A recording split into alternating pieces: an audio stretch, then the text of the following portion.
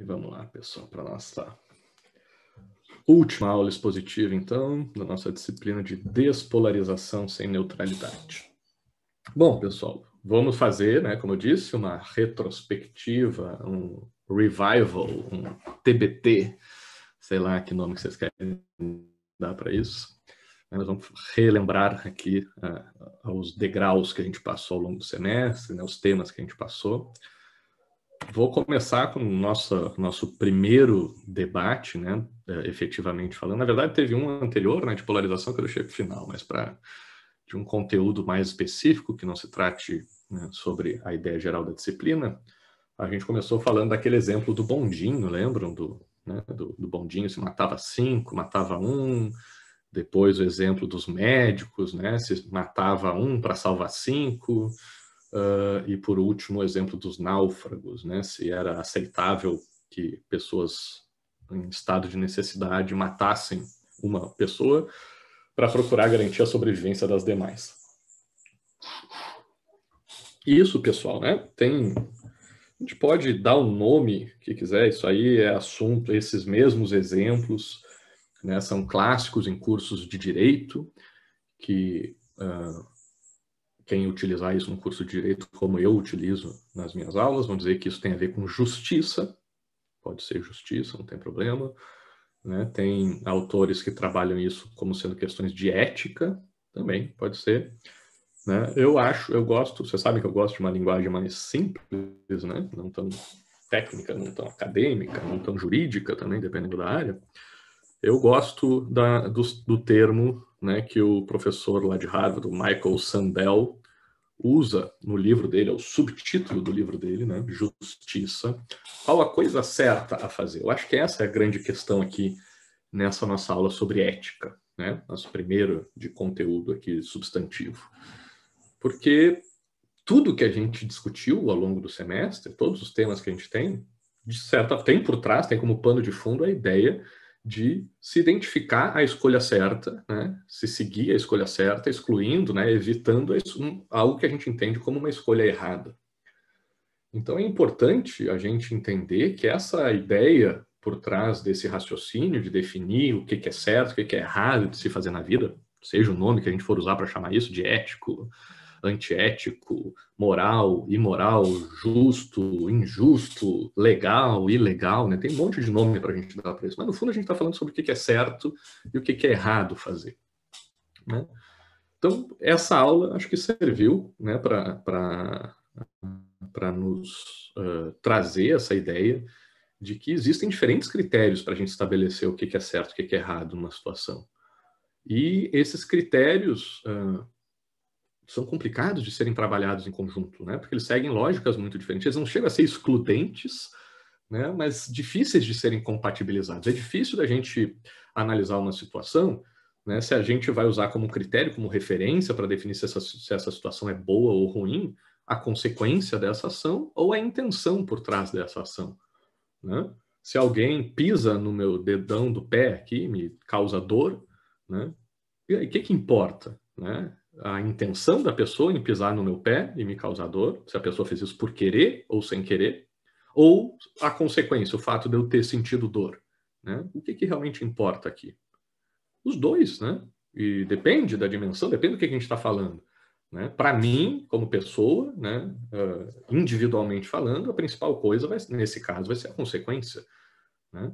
Não faz muita diferença para minha dor, né? Se a pessoa pisou no meu pé por querer ou sem querer, a dor é a mesma, né? Estou falando de pisar no pé, mas pode ser amputar minha perna fora, como pode ser o caso daquela menina aqui, onde foi Palmas, onde é que foi que aconteceu? Que, né, um grupo aí de jovens estavam com armas e uma foi guardar a arma, alguma coisa, não sei se foi brincar com a amiga, alguma coisa assim, disparou a arma no cara da pessoa, matou a menina, né? Então, tipo, a dor no meu pé é uma coisa, mas tipo, o que adianta? O que resolve essa situação se a menina que fez o disparo fez isso sem querer? Não muda nada, né? A menina, a outra que levou o tiro está morta, os pais perderam a filha que tinham, né? E a intenção não muda muita coisa. Porém, né, para uma vida em sociedade, faz muita diferença, né? Se vem alguém pisar no meu pé por querer ou sem querer, A forma é que eu vou reagir, sei lá, se for a minha esposa que pisou no meu pé, né? Se ela pisar sem querer, eu vou dizer, beleza, tudo bem, tranquilo, acontece. Né? Se ela vier pisar por querer, eu vou dizer, vem cá, o que eu te fiz? Por que tu tá querendo me machucar, me causar dor? Né? E levando isso, por exemplo, esse da menina que deu um tiro uma na outra, né? Se aquela menina deu um tiro sem querer, né? Apesar de ser possível que haja consequências para ela, mesmo que não tenha intenção, né? A consequência deve ser diferente do que se foi uma menina que foi lá para dar um tiro, ou irresponsável e por querer, foi querer dar um susto na amiga, né? E sem querer matou. Tem diversos níveis, né, de intenção, né? Pode ser totalmente sem intenção, pode ser uma intenção outra, mas por imperícia a menina acabou gerando o resultado da morte, ou pode ser que ela queria matar mesmo a amiga e não gostasse da menina e foi lá para matar. Isso faz muita diferença para a sociedade. Saber se a menina é uma assassina, uma irresponsável ou só uma pessoa que teve azar. Né? Então, isso faz muita diferença, né? A gente estabelecer qual é o critério que a gente vai usar para definir o que é certo, errado, o que é bom ou ruim dentro de uma sociedade. E não tem como definir qual dos dois que são válidos. Cada um é válido na sua dimensão. Né? Ambos são importantes, como eu disse. Né? Então, aqui a gente já começa, eu acho que já se estabelece o caos em qualquer assunto que a gente for definir na disciplina, né? Porque eu não perco os critérios para definir o que é certo e errado. Não existe um critério objetivo que me diga o que é bom e ruim, o que é certo e errado. Como é que eu vou discutir o resto? O que é justiça? Qual é a função do Estado? A forma de governo, democracia, a divisão entre esquerda e direita, se melhora a liberdade? Todo o resto fica sem chão, só com essa análise aqui desse assunto. Né?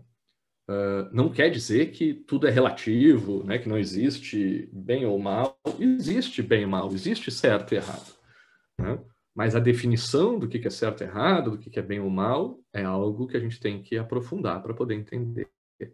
Né? Não é algo óbvio, não é algo dado, não vem nos 10 mandamentos de Deus para Moisés, né? Não vem nas leis da física ou da natureza, isso não está escrito em nenhum lugar. A gente vai ter que construir juntos, vamos ter que sentar, conversar, entender. Né? Então, acho que essa primeira aula nos ajuda a entender a dificuldade de todos os assuntos que a gente vai trabalhar e a falta de garantias com relação às conclusões que a gente chegar. Né? Em seguida, a gente foi falar sobre justiça, mais especificamente um outro recorte, né? Se a gente quiser chamar a aula anterior também de justiça, a gente pode ver isso aqui como um outro enfoque sobre justiça, ou sobre o que é certo e errado, o que é bom ou ruim, para se fazer em cada situação. Como é que a gente organiza as nossas ações na vida em sociedade coletiva? Né? Quais são os valores que guiam essa vida em sociedade coletiva? Né? A gente procura valorizar aquelas pessoas que mais contribuem para a sociedade, seja lá o que a gente entenda como contribuição, né? Ou a gente vai procurar ajudar aquelas pessoas que mais necessitadas, que mais precisam dentro da nossa sociedade. Como vocês colocaram no começo do semestre, nas nossas primeiras aulas, né, a maioria de vocês se dizia de esquerda. Deixa eu até ver aqui, que eu até não comentei com vocês, eu tenho esse número aqui em algum lugar, mas sabia que, pela minha divisão aqui, desde a primeira aula eu estou falar isso para vocês. Eu não vou achar que tem muita coisa, mas também não faz muita diferença. Eu calculei, né, a média das respostas de vocês para cada um dos temas que eu coloquei para vocês. Óbvio, é uma classificação minha. Eu classifiquei cada uma das respostas como sendo ou de esquerda ou de direita. E vocês sabiam que, apesar de vocês terem se dito mais de esquerda, pelos meus critérios, obviamente, esses critérios são muito subjetivos, mas as respostas de vocês foram levemente à direita. Né? Assim, era centro, na verdade, um centro com um fio de cabelo assim caído à direita. Tá?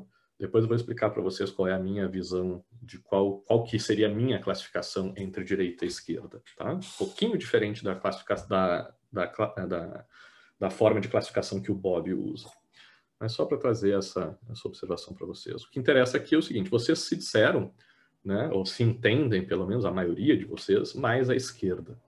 Então é muito fácil vocês, a partir desses valores de quem se entende de esquerda, e que o Bob está certo de colocar que tem a ver com essa questão da igualdade, né, a definição de quem é esquerda, que seria o valor principal para quem é de esquerda, a defesa da igualdade, né, priorização daquilo que a gente tem em comum, né, nós seres humanos, e não aquilo que nos diferencia dá mais valor para isso.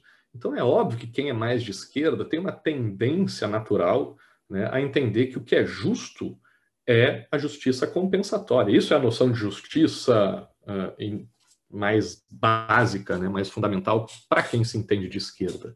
Se alguém defende a igualdade, né, a noção de justiça que mais se alinha à ideia de igualdade ou de procura de diminuição das desigualdades dentro de uma sociedade não é a justiça premiativa, não é dar mais para quem mais produz, porque isso aumenta a desigualdade. Né, os estados liberais, as constituições liberais, né, mostraram isso e fizeram necessário o surgimento dos estados sociais baseados, né, em suas constituições sociais, que justamente tinham essas preocupações com os direitos sociais, com questões de justiça social, né? Então, de atenção para os mais necessitados, né? A gente tem lá, quando a gente estava falando de Estado, né, o Estado liberal e o Estado social é isso. O Estado liberal se baseia na justiça premiativa, o Estado social se baseia na justiça compensatória. Tá? Então, é óbvio que quem é de esquerda vai ter uma tendência maior, vejam que eu estou usando tendência, né? Não tem nada de absoluto aqui, podemos ter muitas exceções. Tá? Mas existe uma tendência de quem é de esquerda vai dizer, olha, o certo, o que é justo, é a gente dar mais para quem mais precisa.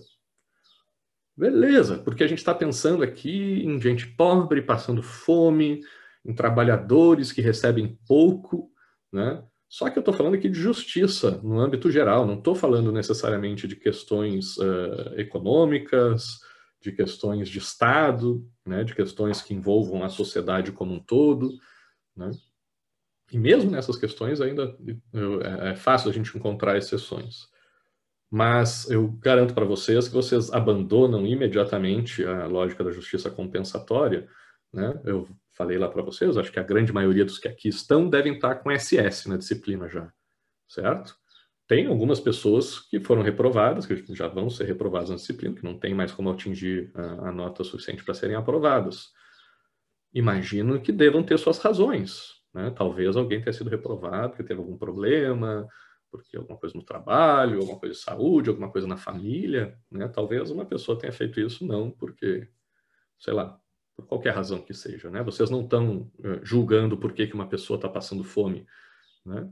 Se ela contribuiu para isso ou não. Vocês estão dizendo que elas têm que ser ajudadas dentro da sociedade, né? Quando defendem a justiça compensatória. Agora, se eu disser para vocês, então tá, quem é que aceita ir para um MM, abrir mão do seu SS e ir para um MM, para dar um MM também para quem não fez nada o semestre todo? Deixa de ser justo, né? E pode até ser que tenha algum ou alguma herói ou heroína aqui, né, justiceiro ou justiceira, que diga, não, eu não me importo com a minha nota, pode dar, pode ajudar o colega. Cara, tudo bem, porque a nota da disciplina, se vocês forem aprovados da mesma forma, não faz tanta diferença assim para alguns a nota, mas quando vocês chegarem, né, ou para quem já está, né, no mercado de trabalho, para quem já mora sozinho, para quem tem que pagar as contas, para quem tem os seus desejos materiais também de vida, as suas necessidades básicas também de sobrevivência, né, e se eu questionasse para vocês, quando vocês, quem ainda não está, né, quando vocês começarem a trabalhar, forem morar sozinhos, tiverem que pagar suas contas, né, e tiverem, né, a renda de vocês estabelecida, seja ela qual for, eu garanto para vocês que vai ter mais gente, vai ter muita gente no mundo que vai ganhar menos do que vocês, né? Em qualquer lugar do mundo vai ter gente passando fome, né, sem ter o que comer, sem ter o que beber até, sem ter onde morar, né? E quem defende a justiça compensatória, né, teria, não tem uma obrigação moral, não é nada disso, né? Mas, né, seria coerente se a pessoa dissesse, ó, já que eu defendo a justiça compensatória, eu acho injusto eu ter uma televisão enquanto tem gente passando fome. É óbvio, né? Então, na hora da gente efetivamente abrir mão dos nossos bens materiais, dos nossos retornos financeiros que a gente tem ao longo da nossa vida, pela nossa produção, seja ela qual for dentro da sociedade, fica mais difícil. Tem um exemplo que eu acho muito bacana sobre isso, que é o seguinte, do bondinho aquele. Uma vez, eu não me lembro onde é que foi que eu vi esse exemplo, que dizia o seguinte, imagina que naquele exemplo do bondinho, do trilho de cima e do trilho de baixo, no trilho de baixo tem um bebê desconhecido, vocês não sabem quem é, e no trilho de cima tem uma Ferrari. Só que aí ou vocês atropelam a Ferrari ou vocês atropelam o bebê, tá? Só que a Ferrari não é qualquer Ferrari, é uma Ferrari que vocês compraram com todo o recurso, toda a renda que vocês obtiveram ao longo da vida de vocês. Então, todos os bens materiais que vocês têm, todo o patrimônio que vocês converteram, vamos supor que fosse um investimento, alguma forma de investimento, vocês botaram nessa Ferrari. A aposentadoria de vocês, né, o futuro, os próximos meses de subsistência de vocês dependem dessa Ferrari. Vocês vão vender essa Ferrari logo em seguida e vão usar esse dinheiro para se sustentar ao longo da vida de vocês. Tá? E aí eu perguntaria para vocês, nessa situação, né, vocês, como maquinista do trem, vocês atropelariam a Ferrari ou o bebê?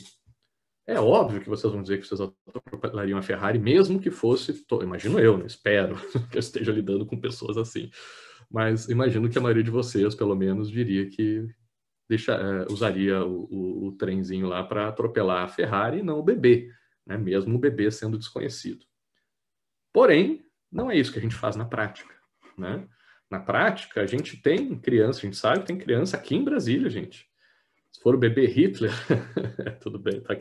O Julinho está querendo justificar aí porque que ele vai salvar a Ferrari dele, mas tudo bem. Mas é óbvio, né, que na prática a gente não faz isso, né, pessoal? Tem crianças aqui no DF, não precisa ir longe, não precisa ir na África, né, para pegar a gente passando fome. Tem aqui no DF a gente passando fome, né? E todos vocês aí têm ou celular ou computador para assistir essa aula, né? Enquanto tem gente passando fome, né? Eu não estou defendendo aqui radicalismos de que quem defende isso tem que abrir mão do que quer, mas entendo que a lógica começa a ficar assim, tá, mas como é que tu defende que a gente faça isso enquanto sociedade e tu não faz? Óbvio que a gente deve fazer isso coletivamente, não individualmente, né? Mas só estou querendo mostrar a complexidade, que a gente não segue sempre a lógica compensatória, né? Que a gente tem situações onde a gente segue, a gente acredita assim na lógica premiativa, né, que a gente aceita, pelo menos, a lógica premiativa e não se mexe, já que a sociedade não faz, não vou ser eu que vou fazer sozinho. E eu aceito receber o prêmio, já que eu estudei na UNB e com isso consegui um trabalho minimamente digno, que me dá minimamente recurso, então eu vou usufruir disso. E vou gastar dinheiro com uma cerveja, com, sei lá, uma televisão, um celular, um carro, um videogame, uma coisa fútil comparada a uma situação de alguém que está passando fome. Tá? E vocês vão fazer isso, assim como eu faço isso. Apesar de eu entender que eu defendo, sim, eu daria prioridade à lógica compensatória, mas não sempre. É essa a questão. Não é sempre que a justiça compensatória não é uma verdade absoluta. Então a gente precisa sentar e entender quando que a gente vai aplicar a justiça compensatória e quando que a gente vai aplicar a justiça premiativa. Não é uma questão de qual que é a certo e qual que é errado. É uma questão de qual o momento que é certo, ou que a gente entende que é certo, aplicar uma ou outra. E aí a gente tem que começar a abrir a cabeça para aceitar a possibilidade de que a gente acha que é o momento certo, né? Quando é que eu acho que deu, que eu estou exagerando, que eu estou tendo renda demais, e aí eu devo sim abrir mão, né, dessa super renda que eu tenho. Afinal, a gente defende taxação aqui de grandes fortunas, né? Pelo menos a maioria de quem é de esquerda, e acha que está justo, é o mínimo, é uma imoralidade essas pessoas super ricas não aceitarem isso, eles têm tanto, tanto, tanto. Mas para eles só estão sendo premiados pelos esforços que fizeram. Os grandes bilionários têm certeza que estão fazendo por merecer, estão gerando emprego, estão contribuindo para a sociedade, não precisam contribuir ainda mais com impostos que vão ser desviados em corrupção e outras coisas, em desvios de finalidade, né? Então a questão aqui não é o que é certo e o que é errado, mas qual o momento certo e o momento errado de a gente usar cada um desses conceitos. E aí começa, eu acho, a ficar mais claro que, tipo, existe margem para discordância, né? E mesmo de boa fé, de pessoas íntegras, honestas, né? Que se preocupam com o outro, empáticas, que compartilham dos nossos valores, mas que veem caminhos diferentes. Não é uma questão de quem é mal ou bom para se posicionar de um jeito ou de outro. Então a gente começa a entender que é possível pessoas pensarem diferente da gente, sem isso fazer delas pessoas cretinas, de mau caráter, com más intenções, né? Só porque têm visões diferentes de mundo, ou pensam em estratégias diferentes, acreditam em caminhos diferentes para atingir talvez até o mesmo objetivo que a gente. Então a coisa vai ficando complicada, né, pessoal? Então, de novo, temos um conceito de o que é certo, errado, ético ou antiético, moral, e imoral, justo ou injusto, replica aqui a lógica. Não existe uma definição pré-determinada, né? Não existe nos 10 mandamentos de Deus, nas leis da física, uma resposta para essas questões. De novo, é uma coisa que a gente tem que construir juntos. E, de novo, é uma coisa que é complexa, que depende de cada caso e que depende da visão de cada um. E aí, como é que a gente define isso? A gente precisa definir. Não estou defendendo aqui que a gente já saia daqui dizendo não existe ética ou antiética, não existe o que é moral, o que é imoral, não existe justo, injusto, tudo é relativo. Como eu estou dizendo, não é isso. Existe, sim, justo e injusto. Só que, para mim, pode ser uma coisa e para cada um e para cada uma de vocês pode ser outra. E aí, por isso, a gente vai ter que sentar juntos como um grupo, como uma turma, como gente que quer viver em sociedade e achar uma forma de conciliar essas visões diferentes de mundo. Tá? Seguindo em frente, cadê? Voltou por quê? Aqui. Eu pulei, vamos deixar o estado para o final, depois já explico para vocês. A gente viu, então, que essas definições, né, têm a ver com visões diferentes de mundo. Acho que eu vou mudar aqui a ordem, vamos pular aqui. Essas visões, né, sobre o que é certo, o que é errado, o que é justo, o que é injusto, são diferentes entre as pessoas. E a gente adotou, historicamente, uma perspectiva de classificar essas diferenças de opiniões dentro de categorias. Tem pessoas que pensam de um jeito, tem pessoas que pensam de outro. E a forma de definir isso, né, quer dizer, o nome que a gente dá para isso, mais geral, acho que é esquerda, direita e esquerda, ao longo da história, pelo menos desde a Revolução Francesa. Né? E acho que é a forma mais fácil da gente classificar aqui as diferentes opiniões que a gente tem na nossa sociedade atual. Quem é de esquerda pensa de um jeito, quem é de direita pensa do outro, apesar de haver divergências dentro da esquerda, dentro da direita, mas, na essência, né, essa classificação acaba funcionando. Bob disse isso, a gente conversando aqui, de certa forma, também aceitou que essa divisão ainda tem utilidade, ainda serve para alguma coisa, seja para organizar a nossa lógica política, o nosso sistema de representação, o sistema partidário, né? Seja para a gente poder controlar o que a gente espera dos nossos representantes, seja para a gente poder conversar e saber, olha, eu estou falando com um cara de direita aqui, né? O cara não compartilha dos mesmos valores que eu. Então, apesar de ser extremamente questionável essa classificação, ela é aplicada e ela é válida e ela funciona, né? Com falhas, mas funciona. Então, a gente viu, né, esses dois lados, os problemas e os benefícios dessa classificação, né, os prós e contras dela. E a gente também viu, né, que, substancialmente falando, o que define essa classificação entre esquerda e direita. Né? O Bobbio diz que são basicamente um critério, na verdade, que igualdade, né? A noção com base no valor da igualdade. Quem é de esquerda privilegiaria mais o que iguala os seres humanos e quem é de direita teria um foco maior nas diferenças entre os seres humanos. Então, é importante a gente entender o que é igualdade e o que é diferença. Depois vou ver, tá, Serafina? Valeu pela dica aí. Não consigo abrir agora aqui. Então, entender o que é igualdade, o que é essa defesa da igualdade, o que é a defesa da diferença, né? É fundamental para a gente poder entender melhor aquela classificação entre direita e esquerda e o que faz as pessoas terem posicionamentos diferentes sobre as coisas. Né? Que a gente viu que na ética e na justiça existe e é importante essa diferença no posicionamento. Só que falar sobre igualdade e diferença é bastante complicado. Primeiro, pessoal, por uma questão muito básica, assim, que é fundamentalmente filosófica, mas que a filosofia serve para isso, para a gente ir até as bases, né, os pilares de qualquer ideia. Né? Para isso que serve, para a gente poder questionar, para a gente ser crítico, não só na superfície, mas lá na profundidade, na essência das coisas. Para isso a filosofia é fundamental, só ela faz isso. Né? A ciência, né, o conhecimento sistematizado e organizado, que é o objeto da ciência, ele trabalha com a superfície. Né? A filosofia é que se expõe, né, essa análise mais profunda, né, e mais fundamental de todos os conceitos. E quando a gente fala sobre igualdade, filosoficamente não existe igualdade no mundo. Não existe nada, zero coisas que sejam 100% iguais a qualquer outra coisa no mundo. Não existe, né? O que existe é um recorte que a gente faz, né, para dizer que são coisas iguais. Sei lá, se eu pegar aqui meu celular e uma caneca que eu tenho aqui. Né? O celular é igual à caneca? Né? Não. Né? O celular eu uso para telefonar, é preto, quadrado, a caneca é branca, meio redondinha, feitos de materiais diferentes. Mas eu também posso dizer que os dois estavam aqui em cima da minha mesa, são objetos da minha mesa, nisso eles são iguais. Né? Se eu tivesse... esses dias eu estava arrumando um monte de tralha que eu tinha na sala, porque eu mudei aqui para arrumar o escritório, antes quando eu comecei a dar aula remota, que eu tive que montar, né, que era uma bagunça esse escritório aqui, eu nem usava ele. E aí deixei um monte de coisas lá de fora para organizar, classificar, para botar nas gavetas certas aqui, botar fora algumas coisas. Aí eu tive que classificar minhas coisas. Né? Então, quando eu fiz esse trabalho de classificar, eu fiquei pensando bastante nisso. Então, promissor o livro. Ah, mas comentário que depois eu vejo.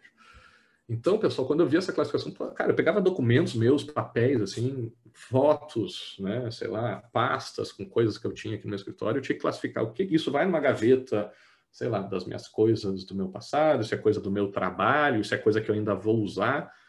Eu tinha que estabelecer critérios, não existe uma resposta. As coisas não são pré-classificadas, né, com base em algum critério objetivo.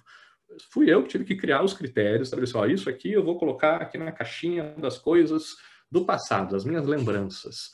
Acho que eu não vou usar mais. Então, coisas diferentes, totalmente diferentes entre si, foram classificadas como sendo iguais, porque viraram lembranças do meu passado. Né? Outras coisas foram para a gaveta das coisas que fica em cima, aqui das coisas que eu ainda posso usar, que eu preciso ter mais à mão, mas por mais que sejam completamente diferentes entre si.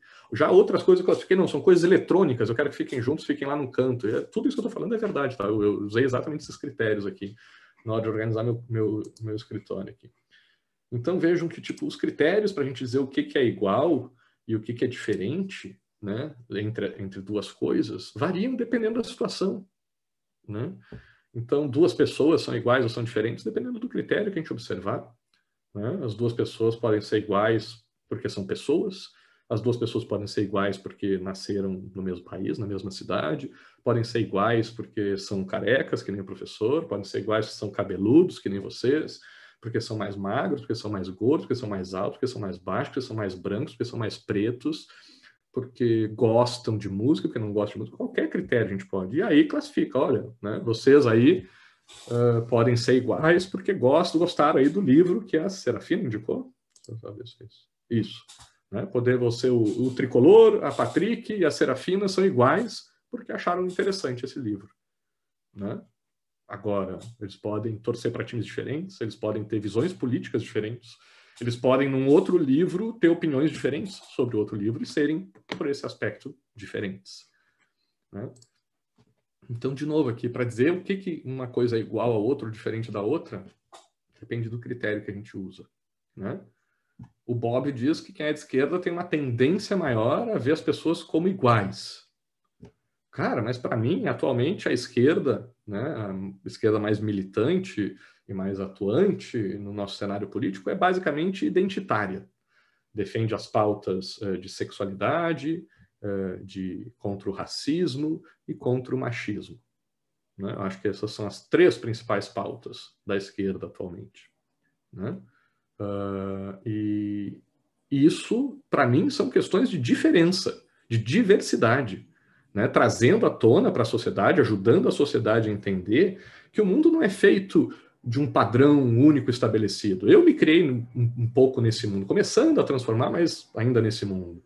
Né? No meu mundo existia um padrão de ideal, de sucesso, de beleza, de sexualidade, né? Era a heterossexualidade, era o loirinho de olho azul lá do Brad Pitt com a mulher bonitona, não sei o quê, com certas características que era Angelina Jolie, né? E sei lá, estou pegando de exemplo aqui só para chutar, mas a gente tinha, né, referências muito bem determinadas.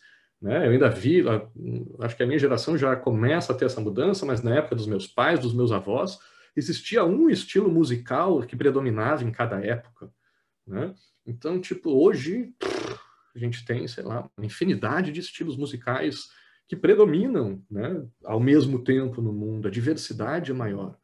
né? Antigamente não se tinha isso, se tinham padrões, as pessoas acreditavam que aquele estilo musical era certo, que aquele padrão de beleza era certo, que aquele padrão de sucesso era o correto. Todo mundo só podia ser feliz e ter sucesso na vida se seguisse o sonho americano, né? Alguma coisa assim. Acho que hoje em dia, graças a esse movimento da esquerda, né, de esquerda, de defesa da diversidade, a gente abriu a nossa cabeça e passou a entender, né, a riqueza que essa diversidade traz para a nossa sociedade. E aí eu me questiono, vem cá, desculpa, Bob, mas hoje a esquerda defende a diferença. E a direita defende a igualdade, a família, o cidadão de bem, né, o padrão, aquela forma a partir da qual todos devem ser moldados, né, a lógica do que é certo, o que é errado, né, um nacionalismo, sei lá, uma ideia de padronização, né, que a esquerda defende o contrário. Né? E aí, como é que fica isso? Né? Como é que a gente lida com esse critério? Eu acho complicado. Né? Eu acho que eu falei para vocês, né, ainda, como tudo aqui dessa disciplina, para mim é uma reflexão ainda em processo de construção, acho que vai ser para sempre. Né? Não sei se um dia eu vou chegar a alguma conclusão sobre isso, mas eu trabalhando essas questões, né, sobre a classificação de esquerda e direita, e muito agora também, me consolidou um pouco essa visão agora, quando começou essa situação da pandemia que a gente tem vivido, né? Que é o seguinte, eu acho, talvez uma opinião minha, né, que talvez a melhor forma da gente classificar esquerda e direita seja a noção, uma classificação que eu chamaria assim de a oposição entre idealismo e realismo.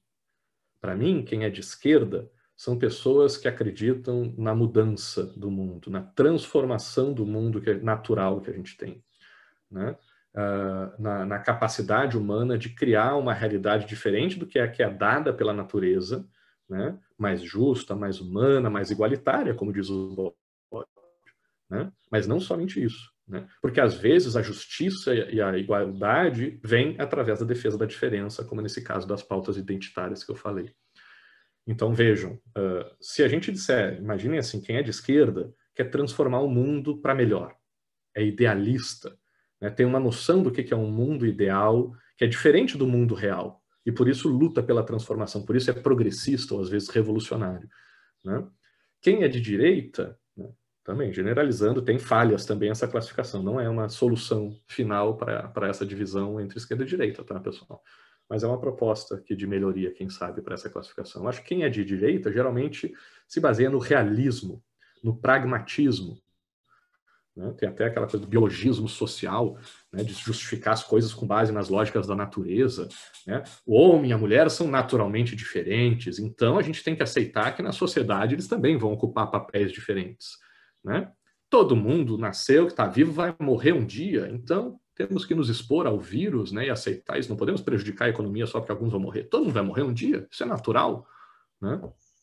São lógicas da direita, né? As pessoas são desiguais, tem pessoas que são mais competentes, outras que são menos competentes, então temos que premiar, a justiça premiativa segue essa lógica natural, né? Para os melhores, a gente dá mais, para os não tão bons, a gente não dá nada, deixa que eles morram, porque a lógica, a lei da natureza é a lei do mais forte, que sobrevivam os mais fortes, né? Não sei isso, quem sabe em outros momentos a gente continua debatendo essa proposta de classificação entre esquerda e direita, com base em esquerda ser mais idealista e direita ser mais realista.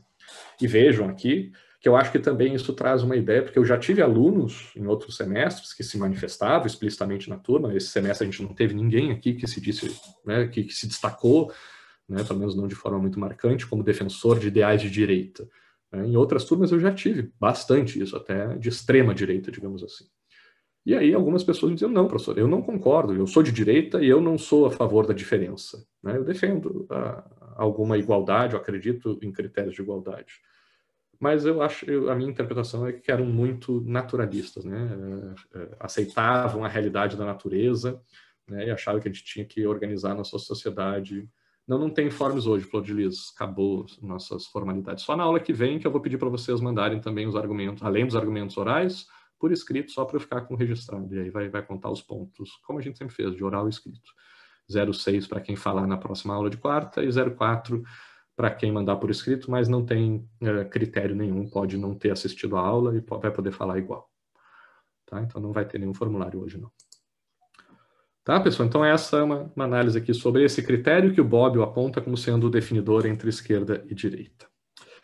Voltando aqui para o outro critério que o Bobbio também trabalha, e que a gente falou aqui antes de analisar a questão de direita e esquerda, a questão de liberdade e autoridade, né? Que seria talvez, né, uma ideia de que mais ligada à direita, à defesa da liberdade, da individualidade, dos direitos individuais, né? E totalmente alinhada com a lógica da justiça compensatória, né? Então, quem faz mais ganha mais individualmente, quem faz menos ganha menos ou não ganha nada. E essa liberdade, esse individualismo na visão do mundo estaria bem alinhado, então, com essa lógica de direito e com esse valor da liberdade. Mas a gente viu, falando sobre liberdade, primeiro, que na mesma análise filosófica que a gente fez com relação à igualdade, muito provavelmente também não existe liberdade no mundo. Não sei como é que o mundo funciona, não sei se a gente vive naquele eterno retorno que o Nietzsche fala, não sei se não existe livre-arbítrio e a gente é simplesmente fruto do nosso meio, né? Mas para que a gente defenda a noção de liberdade, como a gente já falou aqui algumas vezes, é preciso acreditar em instâncias superiores, em outras dimensões, né? Sobrenaturais, muito provavelmente, né? Fora da natureza aqui que a gente conhece ou que é palpável, que é material, né? Que a gente consegue tocar.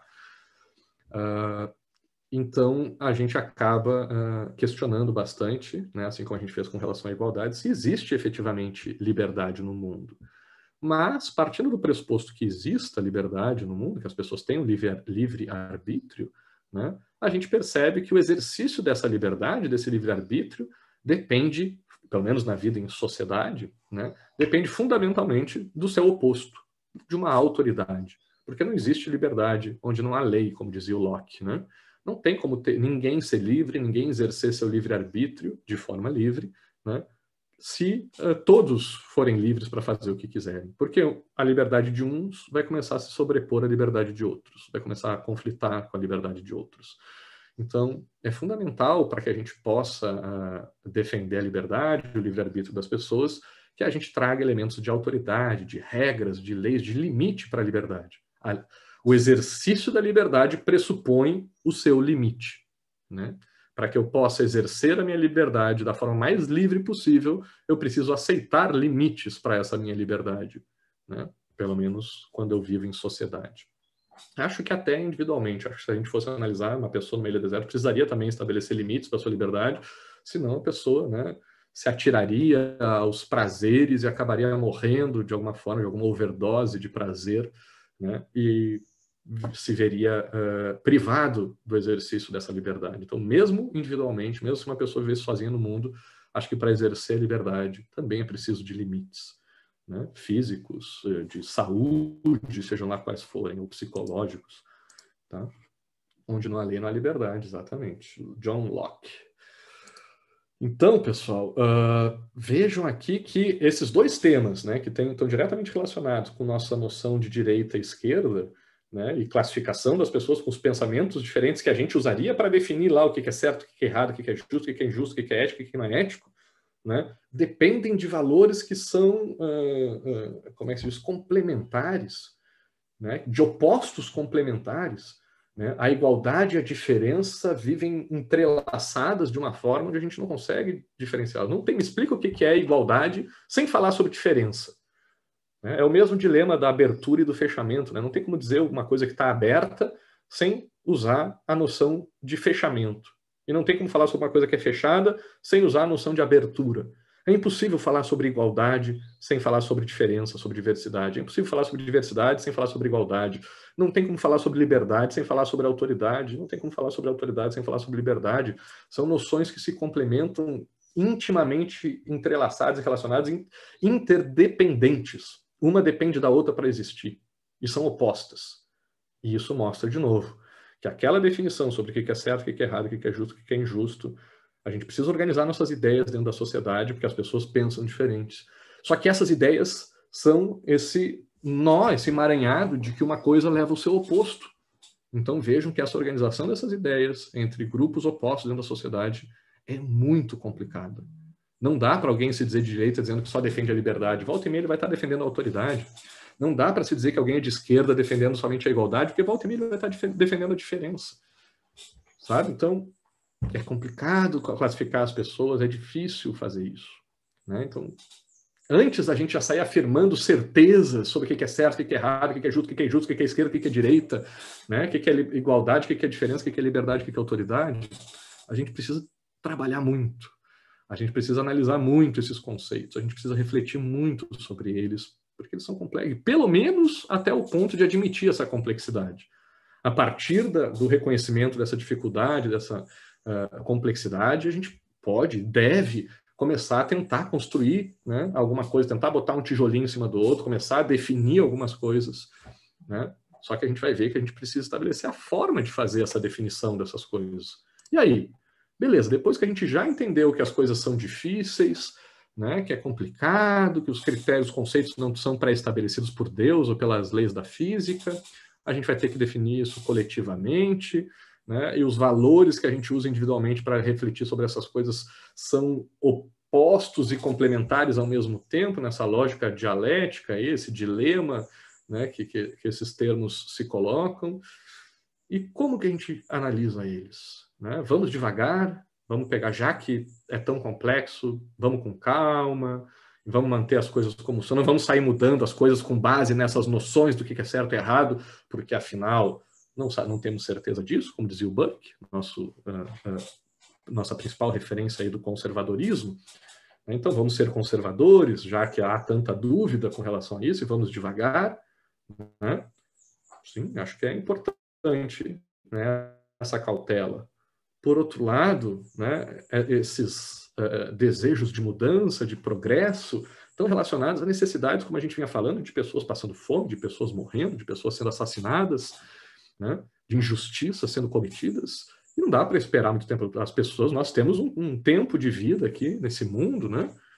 Então, o que eu vou pedir para uma pessoa pobre que passa fome esperar, né, a gente sentar e entender o que é liberdade, o que é igualdade, o que é certo, o que é errado, para depois ela poder comer? Não dá. Tem coisas que têm pressa no mundo, tem coisas que são urgentes no mundo e que só até o progressismo é lento para resolver esses problemas. Tem coisas que a gente precisa ser revolucionário, né? E também, por outro lado, tem coisas que a gente deixou para trás que talvez a gente precise resgatar, que a gente precise ser reacionário, né? Que a gente precise voltar para o passado e retomar certos valores, certas lógicas, que a gente aí, até nessa pressa progressista, pode ter passado por cima de coisas boas. Né? Então, de novo, aqui temos esse problema, essa dificuldade, né, sobre como tratar essas questões, né? O ritmo dessas mudanças. Né? Então, temos uma falta de clareza, de definição prévia sobre o que é certo, o que é errado, o que é justo, o que é injusto. Né? Precisamos classificar as ideias diferentes, as pessoas têm opiniões diferentes sobre esses conceitos, e a gente precisa organizar essas opiniões diferentes. Só que a organização dessas opiniões diferentes se baseia em conceitos muito confusos, porque são contraditórios e complementares ao mesmo tempo. E nesse processo a gente precisa estabelecer um ritmo de mudanças, né? Ou até de retorno a lógicas passadas, né? Ou de manutenções, né? E que também é outro tema complexo e difícil, porque não existe resposta certa entre o que é melhor, o conservadorismo ou o progressismo. Para cada caso, a gente tem uma resposta certa. Né? E acho que o exemplo mais fofo aqui entre nós de conservadorismo, como eu disse, já que vocês são de maioria de esquerda, vocês provavelmente vão ter mais facilidade de aceitar o progressismo ao natural, sem grandes questionamentos, mas não vai ser tão fácil aceitar o conservadorismo, né? Eu coloco para vocês aqui a ideia, né, de quem compartilha comigo a noção de que essa turma foi muito bacana, esse semestre foi muito bacana, de que ao chegarmos ao final desse semestre, né, um pedaço de nós passa a ser conservador. Fica com a vontade de que esse semestre não termine, de que essa turma não deixe de se encontrar e de trocar ideias. Né? E nisso eu assumo plenamente meu conservadorismo e muito provavelmente no semestre que vem me torne um reacionário e fique torcendo para voltar para a turma que eu tinha no passado. né? Então, sim, é possível sermos conservadores e reacionários, mesmo se a gente tiver uma inclinação maior à esquerda, né? Mesmo que a gente queira muitas mudanças no mundo, mesmo que a gente tenha um mundo ideal que a gente acredita que a gente deva alcançar. Não é tudo que deve ser mudado para a gente chegar nesse mundo ideal. Tem coisas que a gente deve manter, certo? Então, a partir de toda essa explicação, a gente entende que a gente precisa, né, já que a gente está falando aqui de política, não estamos aqui discutindo psicologia, ou não estamos aqui numa mesa de bar, simplesmente filosofando, né, é um curso de filosofia também, é um curso de ciência política. Onde que cai toda essa reflexão? Na definição das nossas relações políticas, né, da nossa dinâmica política, das nossas relações sociais. E onde que isso se materializa concretamente, né, de forma palpável? Principalmente na figura do Estado, né, que vai ser aquele órgão responsável, aquela instituição responsável, melhor dizendo, né, por organizar a nossa vida em sociedade, por estabelecer as regras da nossa sociedade. Então, toda essa definição entre liberdade, autoridade, igualdade, diversidade, o que é certo, o que é errado, o que é justo, o que é injusto, né, se materializa, né, e é colocado em prática através do papel do Estado. O que o Estado vai fazer? O Estado vai defender as liberdades e o Estado vai defender uma justiça premiativa e vai ser, portanto, um Estado liberal?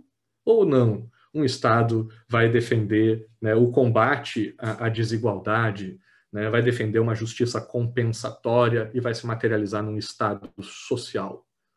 Como a gente viu também aqui, depende, né, pessoal? Tem situações onde a justiça social do Estado social é linda, maravilhosa e é extremamente necessária, e acho que o mundo que a gente vive nos permite, sim, a gente tem condições tecnológicas, econômicas e sociais, né, de cuidar dos mais necessitados. A gente tem um desenvolvimento tecnológico, uma capacidade de transformar o mundo tão grande que nada nos impede de transformar também a desigualdade que existe no mundo, na natureza, e que também é criada por essa sociedade desigual, né, que a gente construiu. Então, eu acredito, eu particularmente, como pessoa aqui, como minha opinião pessoal, é de que sim, hoje a gente tem todas as condições de montar um Estado social, de montar um Estado ambiental que se preocupe com questões ecológicas, de montar um Estado fraterno que se preocupe com a relação e a solidariedade entre as pessoas, de montar um Estado pacífico que resolva os conflitos de forma pacífica, sem utilizar a guerra, né? Eu acredito até, um outro livro, eu vou falar para vocês no final aqui sobre o Michel Serres de novo, e ele tem um livro chamado Contrato Natural, onde ele defende que, né, poeticamente, né, que o Michel Serres é um poeta, um filósofo, meio poeta, também ele escreve mais de forma mais artística, digamos assim, do que acadêmica, eu acho, né? Mas eu entendo ali nesse livro dele, do Michel Serres, esse Contrato Natural, uma proposta, né, ou até uma crítica de que, assim como a gente olha para o passado e vê, né, que olha aquele Estado liberal lá do passado, que era injusto, que não considerava os mais necessitados, provavelmente a gente vai chegar, né, um dia onde a gente vai olhar para o passado e vai ver que a nossa Constituição atual não protege os direitos das coisas materiais, dos animais, por exemplo, né? Da natureza está começando, do meio ambiente, né? Está começando, até temos algumas questões já trazidas, né? Mas talvez a gente se desenvolva ainda mais nisso, afinal faz parte do nosso mundo também, né? Nós somos animais também, nós somos parte da natureza, nós somos fruto, né, dessa decomposição de matéria orgânica que é feita por aí, então somos parte desse meio também à nossa volta, e o Michel Serres faz essa provocação de que talvez, né, o nosso contrato social evolua para um contrato natural, onde a gente inclua como sujeitos de direito também as coisas que estão à nossa volta, né? Então, sim, o Estado social é uma evolução do Estado liberal, né? Justamente por isso é algo a mais, né? É uma condição assim melhor, mais desejável, porém mais difícil, mais complicada, que exige mais recursos para a gente defender a justiça social do que simplesmente garantir segurança, que é o objetivo do Estado liberal. É mais fácil a gente atingir as metas do Estado liberal porque elas são menos ambiciosas, né? Mais humildes as metas. É só garantir a segurança das pessoas, o cumprimento dos contratos, né? E que está tudo certo. Então, o Estado social se propõe também a garantir segurança, cumprimento dos contratos, porém também gerar justiça social. É melhor? É. Porém, temos que admitir que em determinadas situações, sei lá, no meio de uma guerra, né, talvez a gente não consiga garantir justiça social e a gente tenha que focar todas as nossas forças, né, para garantir realmente segurança, né? Então, não estou excluindo o valor do Estado Social, né? Acho que, pelo contrário, o valor que eles defendem de segurança é o mais fundamental de todos, é o mais básico de todos. Mas eu acho que nós, enquanto espécie, atingimos um grau de evolução tamanho que a gente pode não se contentar com o mínimo, né? E aqui falando também de um Estado mínimo. Não tem por que o Estado ser tão mínimo assim, de garantir só o básico do básico. E se for para fazer isso, também podemos discutir o que é o mínimo, né? O que é o básico. Mas aceitando que o básico seja lá o que o Hobbes propõe da segurança, a garantia de não sofrer uma morte violenta, né? Beleza, esse é o mínimo. Mas será que a gente é tão medíocre assim quanto espécie que a gente não possa fazer nada além do mínimo? Será que a gente não pode dar um passinho além? Será que a gente não pode, né, trazer aqui um extra para essas funções, né, dessa instituição que organiza a nossa vida em sociedade, que vá um pouquinho além do mínimo? Eu acho que sim, eu acho que dá para a gente fazer muita coisa além do mínimo. E a gente faz, né? Mesmo o Estado liberal faz, ele não se preocupa só com a segurança, protege muitos outros interesses por aí, então é só uma questão de orientação de interesses, no meu ponto de vista. Tá? Mas vejam, para a gente discutir aqui qual é o Estado que a gente quer, quais são os valores que vão definir o Estado, quais são as prioridades que vão servir de meta, de objetivos, né, de guia, de orientação, de referência para esse Estado, a gente precisa voltar lá para discutir todos aqueles temas que eu acabei de dizer para vocês, que são questões praticamente sem resposta. Né? Como é que a gente responde isso? Né? Bom, para a gente poder definir como é que vai ser esse Estado e quais são os valores que vão servir de prioridade, nós vamos ter que estabelecer as regras de composição desse Estado. Esse Estado vai ser composto por uma pessoa só, vai mandar, vai ser a nossa referência de todos, vai ser por alguns poucos que a gente considere os melhores, ou todos vão participar dessas decisões. A gente viu que é importante, é bacana, e eu diria, pessoalmente falando, que é o melhor, né? Seguindo Aristóteles, né? E seguindo vários outros autores que disseram por isso. Nada melhor do que um rei bom. Não existe governo melhor do que uma monarquia de um rei bondoso. Não tem como ser melhor. Né? Especialmente se esse rei for legítimo para essa sociedade. Né? E o que significa um rei ser legítimo? Minimamente ele representar, ser realmente um líder para essas pessoas, ser uma figura que as pessoas digam, cara, eu quero que aquela pessoa seja meu líder, eu quero aquela pessoa como referência, eu quero aquela pessoa no topo lá. Porque a gente viu aqui, quando a gente discutiu democracia representativa, que muita gente não quer ficar se envolvendo nessas discussões o tempo todo, quer transferir isso para outras pessoas. Nada melhor do que ter um líder natural. Nada melhor do que ter alguém que represente esses interesses com legitimidade, evitando toda a burocracia do Estado democrático. Né? Só que não é toda a sociedade que tem essa liderança natural. Né? Não sei lá se para o Reino Unido a família real continua simbolizando isso, pelo que se ainda tem um certo grau de aceitação, os caras são muito conservadores, né, os ingleses, os britânicos como um todo. Então, apesar de muito questionamento interno, mas ainda tem, nada comparado, né? Aceitam muito a família real se a gente for comparar com a aceitação que uma família real, um Orleans e Bragança, tem aqui no Brasil. Não tem comparação. Né? Então, para estados que tenham, para sociedades que tenham já essas lideranças históricas, pode funcionar. A gente viu que muitos dos países com melhores IDH no mundo são monarquias. Funcionam bem assim, com famílias reais, vivendo em palácios, com todo luxo bancado pela sociedade, mas são países socialmente desenvolvidos, pouco desiguais, onde tem pouca pobreza. Né? Talvez, né? Há que se questionar a questão histórica, se isso não é fruto da exploração imperialista de muitos desses países ao longo da história, muito provavelmente sim. Né?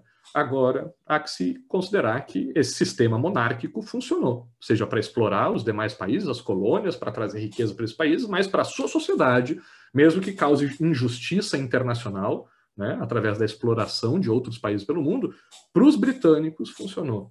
Muito britânico deixou de ser pobre, deixou de passar fome, deixou de passar dificuldade na vida, porque a monarquia inglesa conseguiu explorar o resto do mundo e levar recursos para a sociedade britânica. Né? É egoísta, é individualista? É, mas funcionou. Foi um bom governo para os britânicos. Né? Sempre passível de críticas, não estou dizendo que foram perfeitos, né? Mas com certeza, estou usando só o Reino Unido, porque acho que é a principal referência de monarquia, tá, pessoal?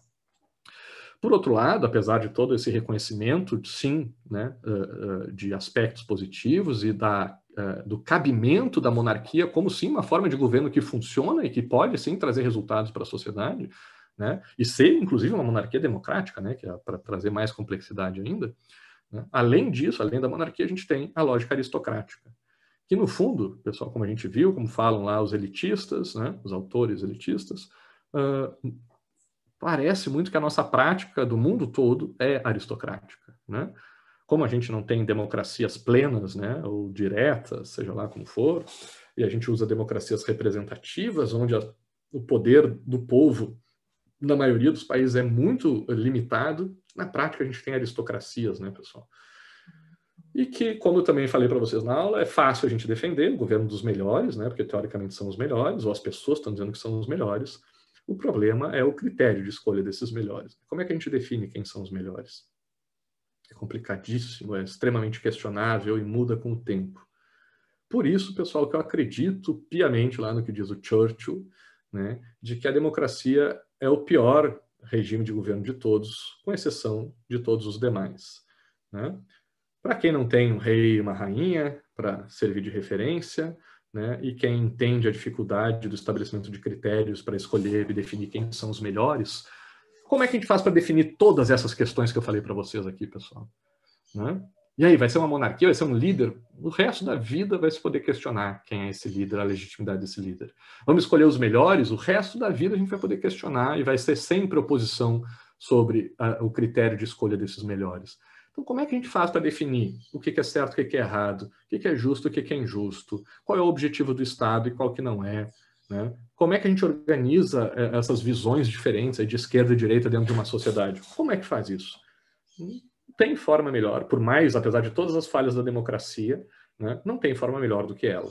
Né? Porque ela, vamos dizer, olha, a maioria vai definir e essa maioria pode mudar. A gente vai garantir dentro do sistema democrático, né, o direito das minorias de poderem se organizar, de expressar livremente suas opiniões, de se manifestar, de organizar em grupos, de tentar promover suas ideias, né, livremente, com respeito, e que sim, portanto, né, todas as ideias ficam protegidas dentro da democracia e se estabelece um regime flexível, passível de mudança, né, passível de desenvolvimento, conforme os valores de cada sociedade. E assim a gente respeita, transfere. Corre esse risco de termos, como a gente está vendo muito na realidade atual, né, uma sociedade definindo, fazendo escolhas políticas com base em sentimentos de ódio, de revanche, de preconceito.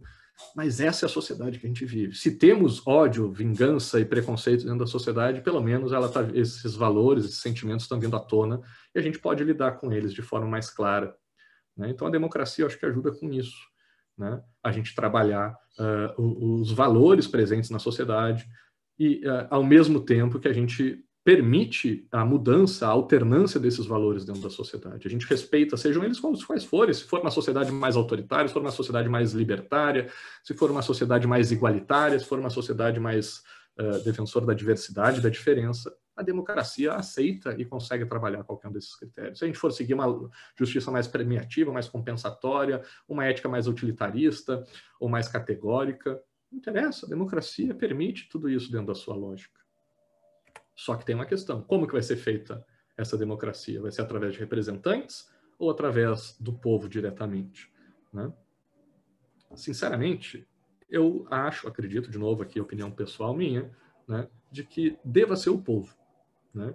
E o povo terá, inclusive, o direito e a possibilidade de escolher que prefere ter representantes, desde que o povo assim decida. Né? A gente não fez isso historicamente. Não foi o povo que escolheu ter representantes.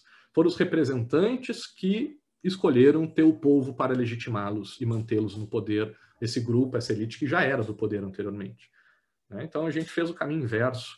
Né? A gente usa o povo para legitimar as oligarquias que a gente sempre teve. Eu acho que a gente deveria caminhar no sentido oposto, né? De dar liberdade para o povo, seja o povo que for, com todos os defeitos que pode ter e tem, né? Com todos os preconceitos que pode ter e tem, com todo o ódio que pode ter, tem. Mas a gente tem que dar para esse povo, né, o poder efetivo de determinar o formato desse governo, o formato desse Estado, para definir todas as questões que a gente está falando. E aí vamos, né, democraticamente, né, respeitando opiniões diversas, respeitando opiniões das minorias, respeitando quem pensa diferente da gente, né? Vamos jogar o jogo político, o jogo democrático. Vamos lutar para fazer esse povo raivoso, com ódio, preconceituoso, entender as consequências disso de forma democrática, né? Uma coisa que a gente falou muito aqui sobre a tolerância, né, pessoal, e vocês me fizeram muito pensar sobre isso, e me ajudaram, acho que a amadurecer bastante, ainda estou nesse processo, mas agora, enquanto eu montava essa aula, eu pensei o seguinte sobre as nossas discussões sobre tolerância e intolerância, sobre aquilo que a gente falou muito, né, sobre como tratar o intolerante, se a gente deve ser tolerante com o intolerante. Percebam o seguinte, pessoal, se a gente tem essa divisão de esquerda e direita dentro da nossa sociedade, né? E a gente aqui, em maioria, é de esquerda. A gente, quando olha para alguém de direita, a gente acha que essa pessoa é intolerante, né? Que ela defende uma ideia diferente da gente, né? Que ela não entende os nossos valores, não compartilha dos nossos valores, né? E ela acredita que os valores dela estão certos e que não há que existir diálogo, não há que existir, ela não tem que abrir, o cara de direita não acha que tem que abrir a sessão para conversar e chegar num consenso com a gente de esquerda, eles acham que o valor deles está certo e que, de alguma forma, deve se impor isso, nem que seja usando golpes, né? Nem que seja usando a violência, né? A ameaça, né? Mas os valores deles devem ser impostos para o resto da sociedade, né? Como falou nosso atual presidente, né? A vontade da maioria tem que se impor sobre a vontade da minoria. É isso que eles acreditam. E quando a gente vê isso, a gente vê autoritarismo, a gente vê intolerância, certo? Só que tentem, façam o esforço de se colocar. E por isso a gente acha que é justo, a gente deve ser intolerante com eles, porque eles são intolerantes. Tá, vamos supor que a gente esteja certo, que a gente não seja intolerante, que a gente seja tolerante por natureza, porém, a intolerância deles justifica que a gente passe a ser intolerante também, porque é a única forma de combater a intolerância deles. A partir desse momento, tá? Mesmo que a gente seja bondoso de origem, né? Tolerante de origem, né? Quando a gente passa a reagir à intolerância do outro com intolerância, o outro vai nos olhar e vai ver na gente o quê? Um intolerante. E seguindo a nossa própria lógica, o outro, que também não se achava intolerante, achava que estava defendendo o certo, só o seu próprio valor, não é? Não está impondo a vontade dele, está querendo te convencer do que é óbvio que é certo para ele. Não tem nada a ver com intolerância, tem a ver com esclarecimento para eles. Para eles é falta de clareza, é manipulação que faz as pessoas defenderem a sociedade gaysista contra a família, né, que a gente faz parte aqui, né? Não é questão de tolerância ou intolerância, é uma questão de esclarecimento. Esses caras são manipulados pelo comunismo, pelo globalismo, né? por essa vontade de destruir os valores da família tradicional brasileira. Então, para eles, quando a gente diz, não vou mais ser tolerante contigo, vou ser intolerante, porque é a única forma de lidar contigo, porque para mim tu é um intolerante, a gente passa a ser intolerantes. E seguindo essa nossa própria lógica de quando tem um intolerante, isso justifica a intolerância para o outro, isso, a gente estaria justificando que eles também fossem intolerantes. E aí a gente reforça a nossa lógica de que já que eles estão sendo agora efetivamente intolerantes, explicitamente, podemos então ser explicitamente intolerantes, e assim a gente legitima a intolerância de ambos os lados. E esse para mim é o problema. Né? Esse para mim é a grande questão, esse para mim é a cilada que a gente cai com essa lógica. A gente precisa aprender a respeitar a opinião do outro, por mais que a gente discorde dela, por mais que a gente tenha nojo dela, mas a gente tem que respeitar. Por quê? Porque é uma opinião diferente da nossa, e como a gente está vendo aqui, os assuntos são complexos, são difíceis, e quando a gente analisa eles a fundo, um oposto leva o outro, e se a gente for ouvir com paciência, com predisposição, com empatia também ao lado deles, a gente vai ver que tem valores nobres, para dizer minimamente, que as pessoas que pensam diferente da gente defendem. E merecem respeito, sim. Merecem, sim, ser respeitados. E mesmo que não merecessem, mesmo que eles não façam por merecer, o nosso sistema político depende disso. Porque senão a gente vai partir para a intolerância, que vai levar para o autoritarismo e que vai levar para a violência. Se a gente não quer terminar numa guerra civil ou militar, sei lá, seja como for, né, um combate com violência, se a gente não quer solucionar o problema, os conflitos políticos através de violência, através da eliminação do outro de quem pensa diferente, a única forma é o diálogo, é o respeito às ideias diferentes. Porque Porque diálogo não é a forma, o caminho que a gente consegue impor a nossa vontade. Diálogo é um processo onde a gente se abre para as ideias dos outros também. Isso é bastante complicado, é bastante difícil, mas é um processo que tem que ser feito para quem defende democracia, diálogo, tolerância e respeito. Né? Então, eu acho que a gente defende isso.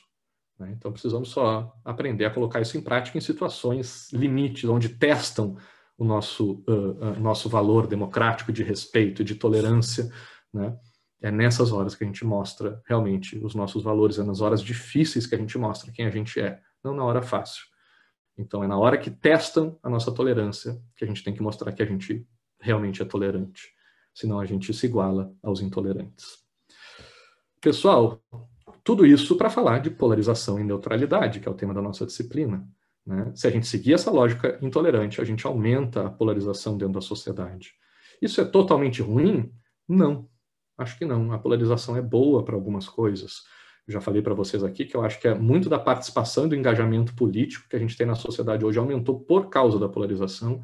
Muitas pessoas que não se interessavam por política, a gente sabe, quem é da área da política, pelo menos, sabe como é importante uma sociedade com consciência política, que engajamento político, que participe das decisões políticas. É importante, é fundamental, muito melhor do que aquele Brasil amorfo, anestesiado, que via as coisas passarem como se não fosse um assunto que dissesse respeito à sua esfera de atuação. Como a gente viu lá, de quem? Não me lembro se era o Oliveira Viana ou Florestan Fernandes que falava isso, né? Que tem uma elite no Brasil que identifica os assuntos políticos demais como sendo seus e tem uma massa que acha que isso não é para ela. Né? Eu acho que a gente teve muito, eu que sou mais velho que você, sei disso. A gente viveu muito isso, uma massa que achava que tinha que votar no candidato do patrão, né, porque política é uma coisa que os patrões fazem, então eu voto lá no branquinho que o meu patrão disse que é para votar, porque eles se entendam lá, os brancos que se entendam, como é um ditado popular, né, que a gente usa às vezes no Brasil. E a gente está vendo que não, né, que os pretos, né, usando essa referência ainda de cor de pele aí, que não é a melhor, mas só para dar uma resposta, né? Os pretos, os pardos, os indígenas, todos têm que fazer parte da nossa política, tem que se sentir parte, tem que entender que tem lugar sim, que tem voz, que tem que levantar a voz, que tem que falar, tem que impor não, né? Mas impor sim limites, né? Porque estão sendo agredidos, tem que sim impor limites. Daqui vocês não passam. Né? Aqui eu vou impor limites de respeito à minha pessoa, à minha individualidade, à minha liberdade também. Então é necessário, sim, essa inclusão participativa e, querendo ou não, a polarização ajudou isso. Né? A polarização ajuda muito. Eu falei para vocês um pouco das brigas que eu tenho num condomínio aqui, né, que eu participo, e muita gente tem falado disso. Nunca teve tanta participação de moradores e proprietários nesse condomínio como agora, onde está o caos, onde está uma briga polarizada. Por quê? Por causa da briga, por causa dessa lógica de um grupo contra o outro. Isso atrai as pessoas, isso motiva as pessoas a se engajarem, a pesquisarem, a estudarem, a melhorarem seus argumentos. Então, sim, a polarização que eu procuro negar, com o próprio nome dessa disciplina, também é algo que tem importância. Eu não acho que seja o mais importante agora para o nosso momento. Lembra que eu disse para vocês? O importante não é se a polarização é boa ou ruim. É boa e ruim. Né? Depende do momento. E para o momento que a gente vive, né, aí sim eu acredito que a lógica de despolarização nos ajude mais do que a lógica de polarização. A polarização está sendo importante para algumas coisas, mas ela pode inviabilizar o nosso diálogo e a nossa lógica democrática se a gente continuar caindo para os extremos. A lógica da neutralidade também pode trazer essa mentira, essa farsa de que a ciência é neutra, de que existe uma verdade absoluta que se impõe sobre os outros, e a gente precisa combater ela analisando esses assuntos que a gente analisou aqui, percebendo a fragilidade das certezas que a gente tem, né? Porque não existe essa certeza nem científica, nem, sei lá, divina, né? Nem natural, não existem. Isso que a gente está trabalhando aqui, pessoal, todos esses assuntos, como a gente viu lá com Harari, Estado, justiça, ética, liberdade, igualdade, que mais? Democracia, tudo isso é invenção humana, pessoal. Tudo isso não existe no mundo, não é da natureza, não. A gente inventou aqui, é da nossa cabeça. É criação nossa, é ficção nossa. Portanto, cabe a nós, como dizem os existencialistas, Sartre, né, por exemplo, né, vamos dizer que não tem uma essência dessas coisas. Essas coisas não têm uma essência natural. É a gente que constrói a essência dessas coisas no nosso dia a dia, na nossa prática. Então é a gente que precisa definir o que é justo, o que é injusto, o que é ético, o que não é ético, qual é a função do Estado, qual é a função da educação, né? Qual é a função das Forças Armadas, né? Qual é a função dos partidos políticos, né? Qual é a função da militância partidária.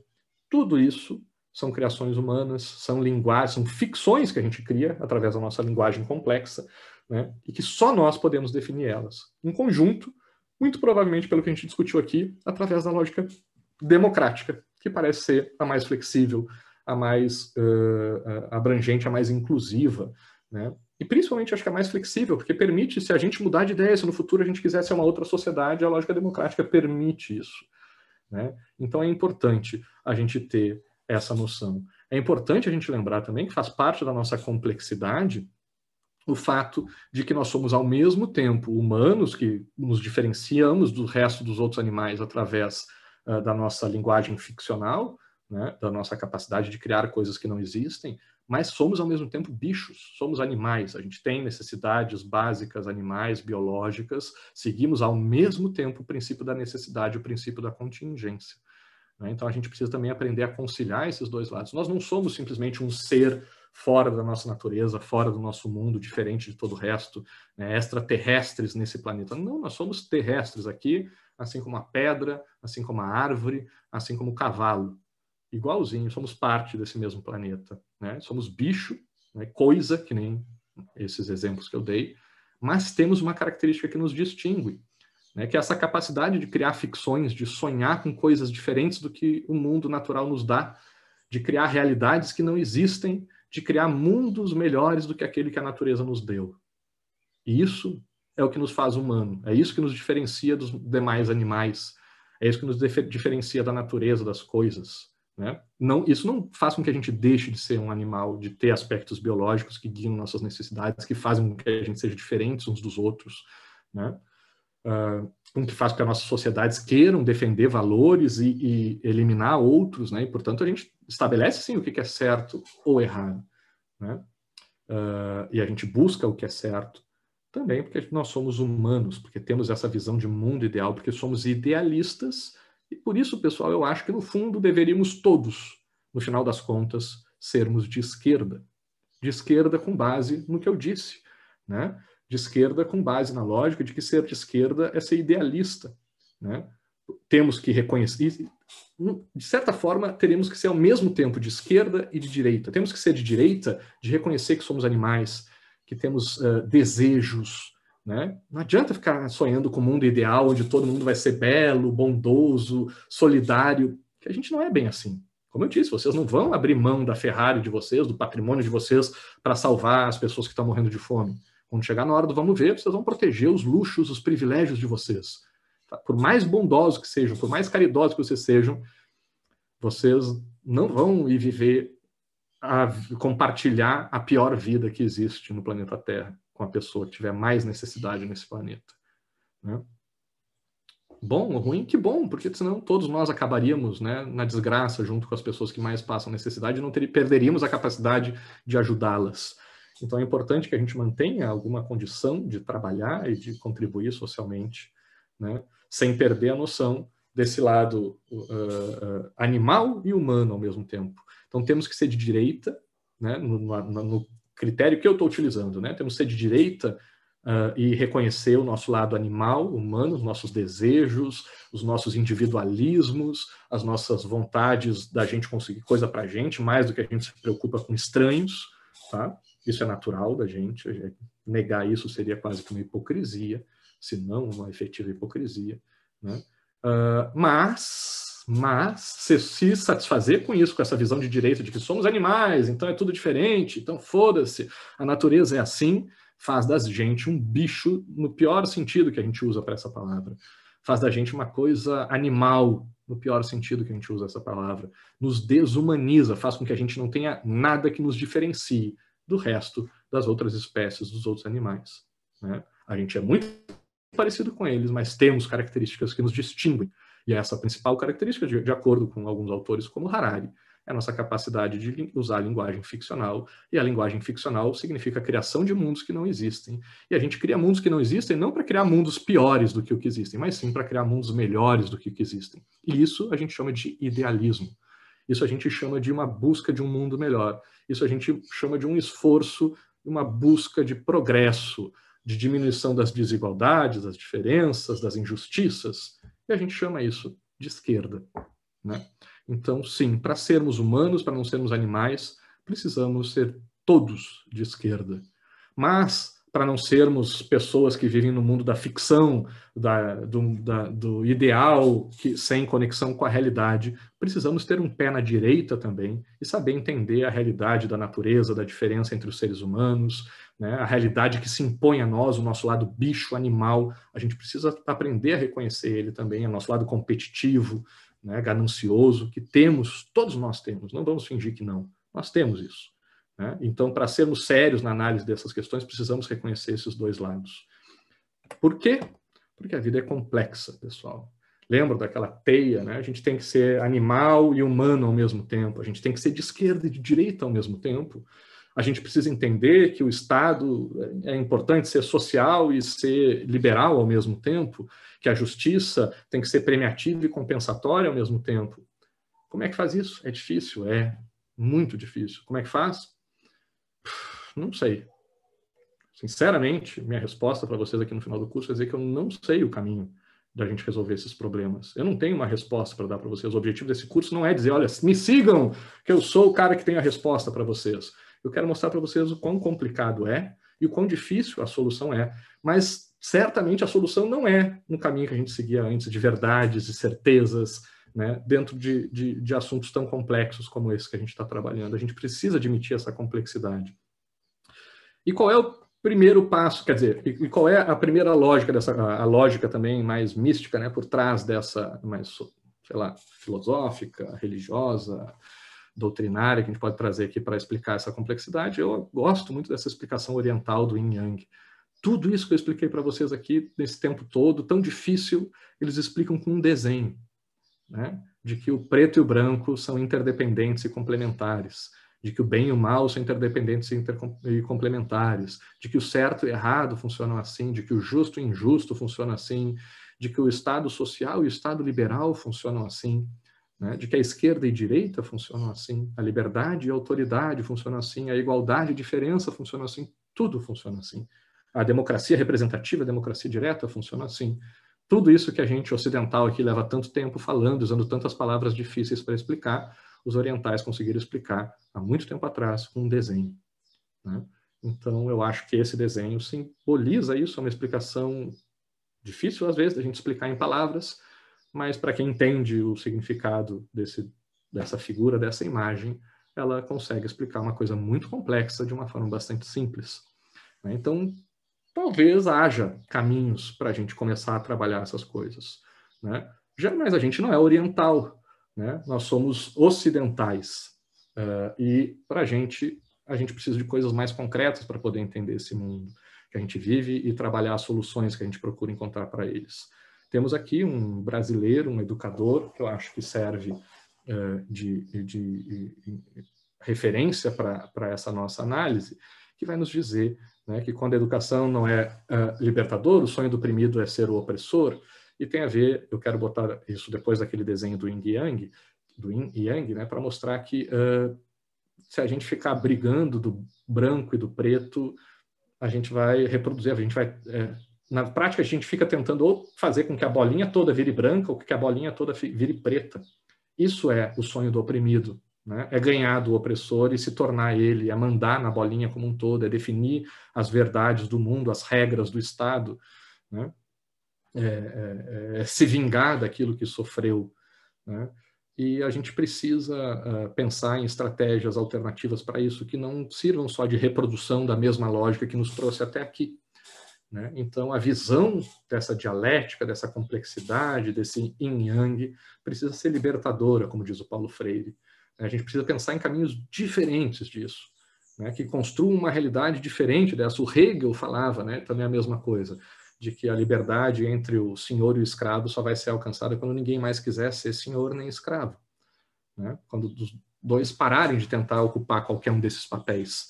Né? Quando a gente parar de defender o Estado social ou o Estado liberal, a esquerda ou a direita, querer ser de esquerda ou querer ser de direita, não interessa que porra é essa, velho. A gente precisa saber usar essas duas ferramentas.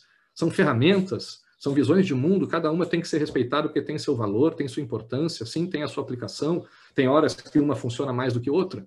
Não tem por que descartar nenhuma dessas ferramentas. Não tem por que ter preconceito com nenhuma dessas ferramentas. E isso vale para os dois lados, pessoal. Da mesma forma. Então, a solução para isso, né, eu acho que é achar uma alternativa, um caminho libertador, como fala o Paulo Freire. E a gente viu lá no começo do semestre, né, esse estudo aqui de psicologia, do efeito Dunning-Kruger, que eu acho que nos ajuda também a visualizar isso, né, de uma forma visual aqui, né, entender isso de uma forma visual, né, desse processo de como solucionar esse problema, esse dilema que a gente tem. Né? Saindo das nossas certezas, pessoal. Vejam, vocês, ou a gente, né, o ser humano é assim, né, de ter essa tendência de buscar certezas, de sair, não, agora eu achei a resposta da coisa, é o Estado social, é o Estado liberal, é a direita, é a esquerda, a justiça compensatória, a justiça premiativa, essa é a resposta, finalmente resolvemos. Né? E aí, quando a gente estuda ao longo do nosso semestre, eu espero que vocês tenham passado por isso aqui, essa curva, de começar a cair na dúvida, não entendo uma porra nenhuma disso.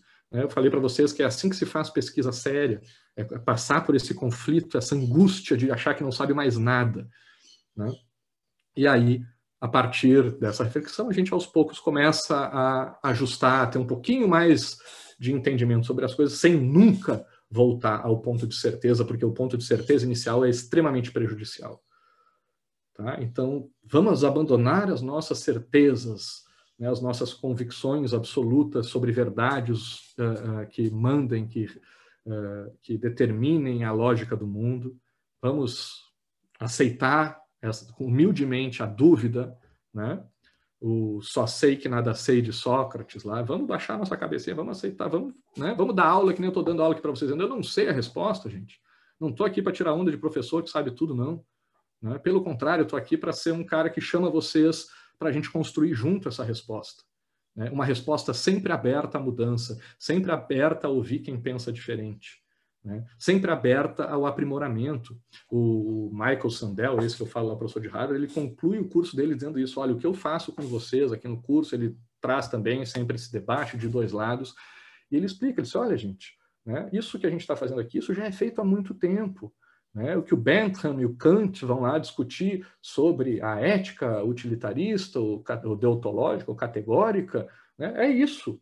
Né? Um defendia um lado, outro disse, não, é outro, mas daí depois vai vir outro dizendo, não, é o contrário, vai vir um Mill, né, defendendo, né, o utilitarismo de novo, né, para responder para o Kant.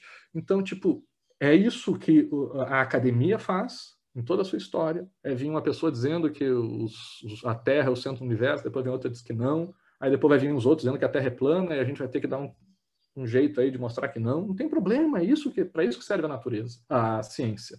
Né? Para isso que servem os debates, né? Para isso que serve a política, né? Porque a academia também é um jogo político, muito político. Né?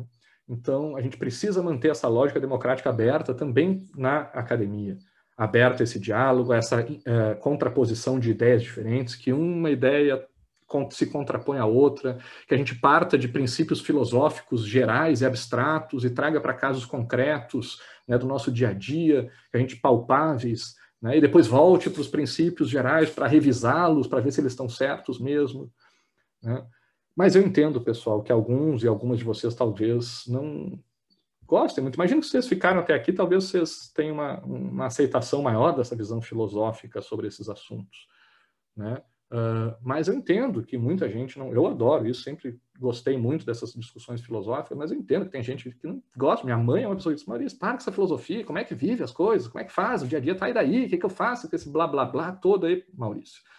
Né? Muito lindo isso aí, mas e na prática? Na prática eu tenho que trabalhar, tenho que pagar as contas, né? Tenho que tomar decisões concretas todos os dias, como é que eu faço isso? E por isso eu queria terminar a nossa aula de hoje trazendo uma outra questão. É uma questão de mercado de trabalho, de empregabilidade, bem concreta, né? Bem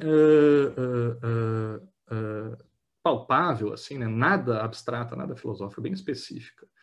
Existe uma realidade acontecendo no nosso mundo. Eu trabalho lá na ENAP, a gente já fez pesquisa sobre isso. Se estuda dentro da administração pública, a gente já tem gráficos com algumas metodologias diferentes, né, que nos apresentam quais são as profissões dentro da administração pública, né, as áreas dentro da administração pública que podem ser digitalizadas mais facilmente e quais não, né?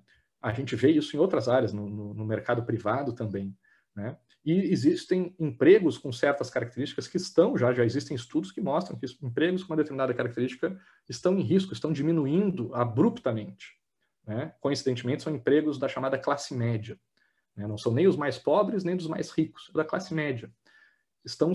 Existe um processo que está acabando com os empregos da classe média. Por quê?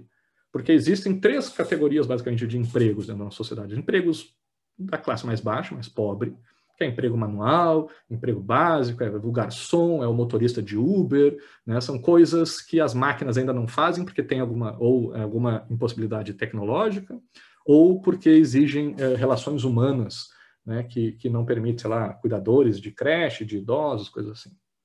Tem questões que os humanos ainda fazem, empregos com pagamentos muito baixos, muito baratos, né, e que ainda são feitos por humanos. Existem, né, você sabe que tem projetos aí para o carro do Uber ser automatizado e até esses empregos acabarem. Existem empregos especializados de consultoria, de análise técnica, que a maioria de nós talvez aqui ocupe ou vá ocupar, né, que exigem estudos caros e longos ao longo da vida e que permitem remuneração mais alta, né, e por isso muitos de nós aqui ocupam, né, as camadas mais altas aí da nossa sociedade, as remunerações mais altas dentro da sociedade, ou venham a ocupar essas posições, né? Mas existe uma classe média, né, dentro da nossa sociedade que faz o papel braçal, mais repetitivo, mais técnico, mais especializado dentro da nossa sociedade. E são empregos, então, especializados, repetitivos, né, e muito também relacionados à análise de dados dos mais diversos. Tá? Eu vou passar depois para vocês o link de 2 vídeos daquele mesmo grupo lá que fez os vídeos de democracia, que eu descobri agora, enquanto eu montava as aulas de vocês, e que eu achei muito bom. Essa tabela que eu estou montando aqui para vocês, eu copiei deles, tá? E depois eu peço para quem tiver interesse assistir o vídeo, que tem uma explicação mais completa sobre isso. E o porquê que esses empregos estão em riscos? Porque a gente usou computadores, estou falando de computadores, mas tem softwares, né, inteligência artificial, diversas coisas que começaram a ocupar esse tipo de trabalho, porque computadores são muito melhores do que humanos para fazer trabalhos especializados, repetitivos e para analisar dados. Além disso, esses computadores também não questionam as ordens que eles recebem, que nem empregados humanos, né, não cobram nada, não exigem salário, monta a máquina, depois não precisa pagar salário. E também não descansam, podem funcionar 24 horas por dia, 7 dias por semana, sem parar nunca. Né? Não tem direitos trabalhistas, não tem porra nenhuma disso. Então, essas máquinas são muito melhores, mais baratas e mais eficientes do que os humanos para fazer essas tarefas aqui. Por isso, os seres humanos estão perdendo esses espaços no mercado de trabalho. Mas como é que esses seres humanos, que são vocês, basicamente, né, que estão aí se formando, né, na última etapa para entrarem no mercado de trabalho, se é que já não estão começando aí com estágios, né, e começando os primeiros passos no mercado de trabalho, como é que vocês foram educados a vida toda de vocês e continuam sendo educados, pelo menos, espero que não em todas, porque eu espero que essa disciplina tenha sido um pouco diferente disso. Né? Como é que vocês foram educados, como é que é o sistema educacional que levou vocês até aqui e que vai levar vocês até o mercado de trabalho? Vai ensinar vocês a exercer, a se especializar em assuntos muito específicos, muito fechados, numa coisa só. Às vezes, numa subcoisa de um assunto, né? Muitas vezes, né? Numa subdivisão, cada vez mais especializados. Como que vai fazer isso? Através de exercícios repetitivos, repete 1000 vezes, lê 1000 vezes, faz 1000 fichamentos, lê de novo, faz provas sobre esse livro, não sei o quê, para decorar e saber de cor como é que ele funciona. Memorizando dados, né, sobre esses exercícios repetitivos e sobre esses assuntos especializados. Ensinando vocês a cumprir ordens, obedecer pessoas, regras, verdades absolutas, critérios, né, caminhos, estratégias pré-estabelecidas de sucesso e também através da competição entre vocês. Né, ensinando que para vocês ganharem e terem sucesso na vida, outras pessoas precisam perder. Né? Só que tem estudos que mostram, né, de como que funciona o cérebro humano para efetivamente aprender coisas na vida. Né? E aí nos mostram que o nosso cérebro é muito melhor do que se especializar numa coisa só, em misturar coisas. Né? Se vocês forem pegar aí, nos vídeos esses que eu vou passar para vocês, tem vários exemplos, mas tem eu não lembro se fala desse, mas eu ouvi isso há muito tempo atrás, eu li uma matéria numa revista, há muito tempo atrás, que falava que o Einstein tinha sido o cara que foi porque ele juntou a física mecânica com a quântica, não sei direito quais eram, mas eram duas áreas da física que ele conseguiu juntar e criar a teoria da relatividade, juntando essas duas áreas da física. Então, e esse vídeo eles mostram outros exemplos, aí o Thomas Edison, os caras que inventaram o avião, lá, os americanos que inventaram o avião, mais uns outros, dizendo, olha, todas as grandes invenções, os prêmios Nobel, né, são pessoas que juntaram duas áreas diferentes ou mais áreas diferentes para construir suas grandes ideias. Então, o cérebro humano, no seu ápice, né, no exercício máximo da sua capacidade, ele é muito melhor do que as máquinas, misturando assuntos diferentes. As máquinas não sabem misturar assuntos diferentes porque elas têm que ser programadas para isso. Né? A gente também é bom em trabalhar com coisas não repetitivas, com coisas imprevisíveis, que surgem pela primeira vez. Máquina não sabe trabalhar desse jeito. Né? Máquina precisa de coisas repetitivas, programadas, pré-determinadas, para poder saber como trabalhar. Né? Tem a inteligência artificial tentando aprimorar isso, mas ainda não são muito boas nisso. Né? E provavelmente tenho dificuldade de alcançar o nosso nível de capacidade de abstração, de lidar com coisas imprevisíveis. Né? Mas certamente vamos ter mais dificuldade do que já nos ganham quase aqui com relação às coisas, os exercícios repetitivos. Né? Outra coisa que a gente sabe é que o cérebro humano precisa de emoções para aprender. Né? Para a gente, né, absorver qualquer conteúdo, quando a gente consegue misturar assim, uma aula, fazer vocês darem uma risada, tomarem um susto, ter uma surpresa de alguma coisa, vocês gravam mais aquele assunto, porque uma emoção ajuda o nosso cérebro a absorver dados e não enfiar dados dentro da nossa cabeça. A gente é diferente de computadores. O computador é só jogar dado lá dentro, quanto mais dados botar lá dentro, melhor eles funcionam. A gente não adianta, a gente esquece. Quando vocês decoram uma coisa para uma prova, quem é bom em decorar consegue bem na prova, passa um tempo, se não usar aquilo, vocês esquecem. Eu esqueço. Né? Esqueci quase tudo do meu curso de Direito que eu não usei depois. Né? Então, a gente precisa usar, a gente precisa aprender, e para aprender melhor, a gente precisa lidar com emoções. Né? Também o cérebro humano é muito bom, de acordo com alguns estudos aí, em desenvolver pensamento crítico, em questionar questões. Né? Enquanto as máquinas cumprem ordens e não tem zero de pensamento crítico, né? Nós, humanos, somos especialistas em criticar as coisas. A gente critica tudo, a gente sabe olhar e dizer, a coisa mais fácil que a gente faz é criticar. Né? E a gente funciona melhor, também tem estudos que demonstram isso, que ao invés da competição, quando a gente colabora, os resultados são muito maiores. A potencialidade de um ser humano aumenta a potencialidade de outro quando eles trabalham de forma colaborativa e não competitiva. E por último, pessoal, também tem estudos que mostram quais são as habilidades mais buscadas entre os profissionais do futuro e para as novas profissões. A gente nem sabe quais serão as novas profissões que a gente vai ter, né, no futuro, daqui a alguns anos. Vocês provavelmente vão começar no mercado de trabalho com profissões parecidas com o que a gente tem. Mas a mudança, o Harari fala muito disso em outros livros dele. Né? Esses vídeos que eu vou mostrar para vocês aí também trazem muitas dessas questões. E eu imagino que vocês, aí, por serem mais novos e atualizados aí com as questões do mundo atual, devem perceber que cada vez mais a gente tem uma mudança rápida dessas profissões, vão desaparecendo profissões e surgindo profissões novas. Existem vários estudos que preveem aí quanto das profissões que vão deixar de existir nos próximos anos, quantas vão surgir. Tá? Então, uma questão que vocês devem se preocupar é saber quais habilidades vocês devem se preocupar, né, para terem empregabilidade no futuro, para conseguirem melhor emprego, para ganharem mais, para poderem pagar as contas melhor, para satisfazerem o lucro de vocês, os luxos de vocês, os desejos de vocês na vida. Como é que vocês conseguem mais grana, mais trabalho no futuro? Dizem alguns estudos respeitáveis aí pelo mundo, de que as principais características humanas que se buscam é a capacidade de criar novas ideias, de resolver problemas imprevisíveis, de compreender emoções, né, relações interpessoais, aí saber lidar com as emoções de outras pessoas, de saber desenvolver pensamentos críticos e de trabalhar de forma complementar. Vejam que é aquilo que o nosso cérebro humano faz de melhor em comparação com máquinas. Então, ao invés de a gente ficar tentando reproduzir características, habilidades que as máquinas já ganham da gente de longe e certamente vão cada vez mais nos superar nesses aspectos, eu acho que seria importante se a gente focasse nossos esforços em desenvolver habilidades que as máquinas tenham mais dificuldade de nos superar e talvez sejam incapacitadas, né? Seja impossível para elas nos superarem nesses nessas capacidades, nessas habilidades.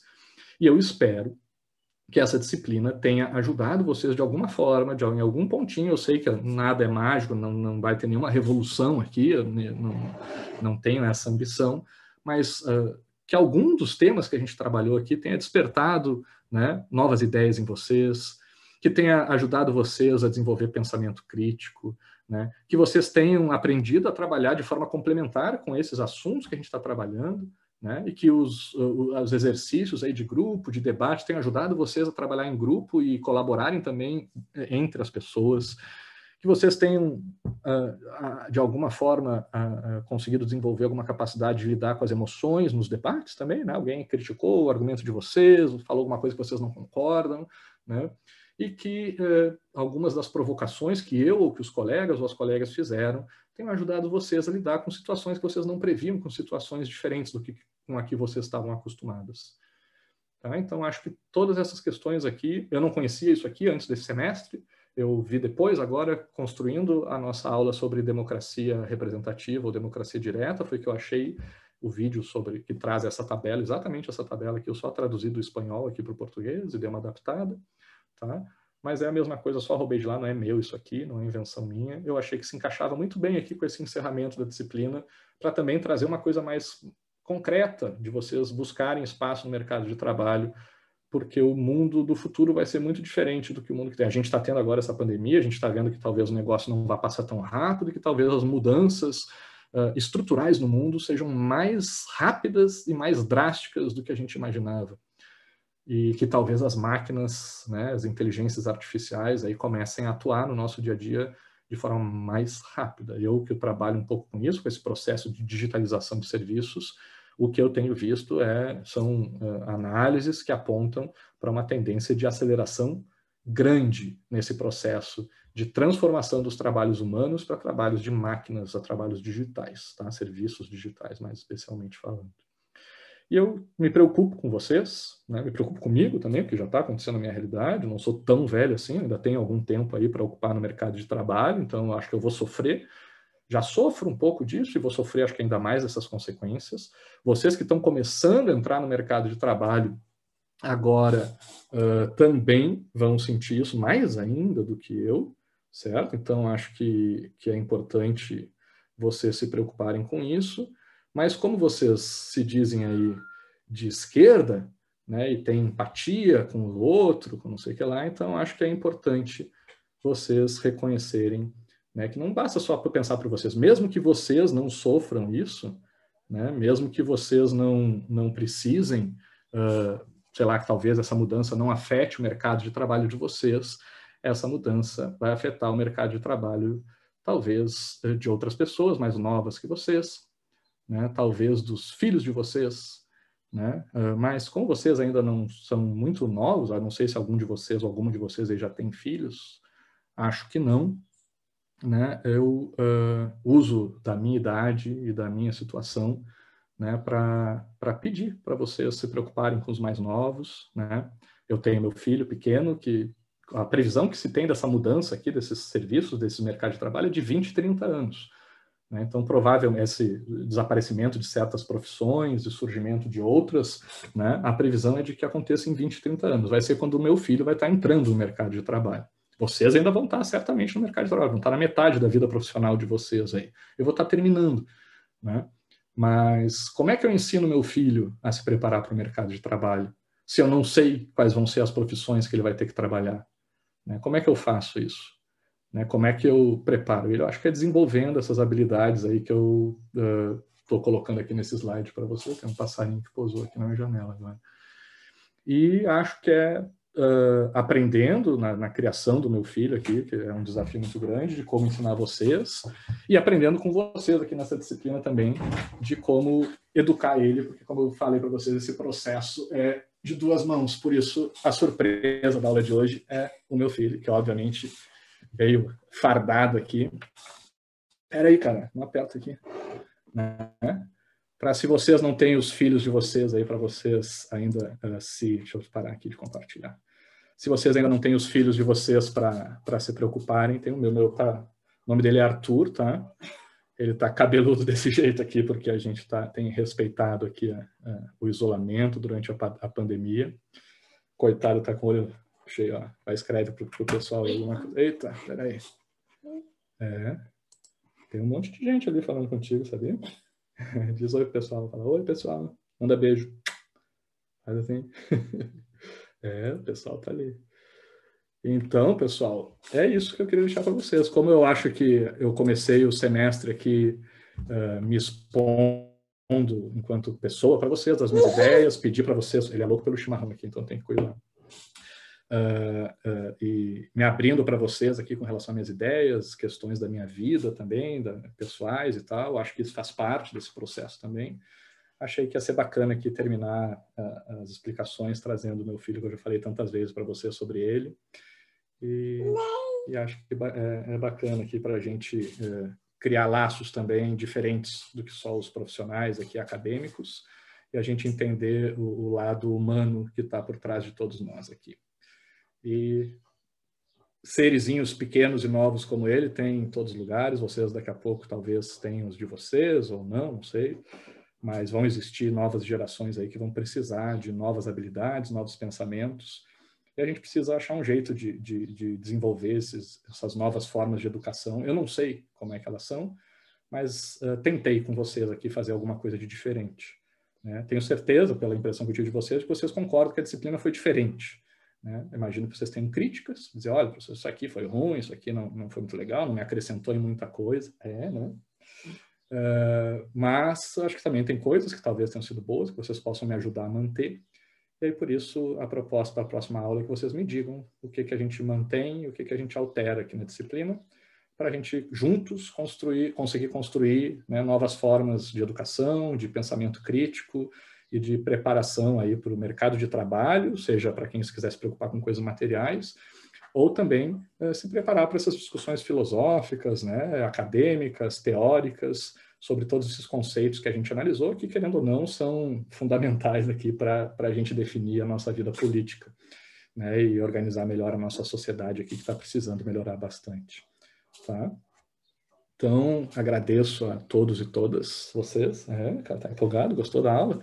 Levanta aqui para mostrar a camisa do Grêmio, ó, pessoal, porque tá cheio de flamenguista aqui, que começaram tirando onda com a nossa cara. Cadê o Grêmio? Mostra pro pessoal onde é que tá o Grêmio.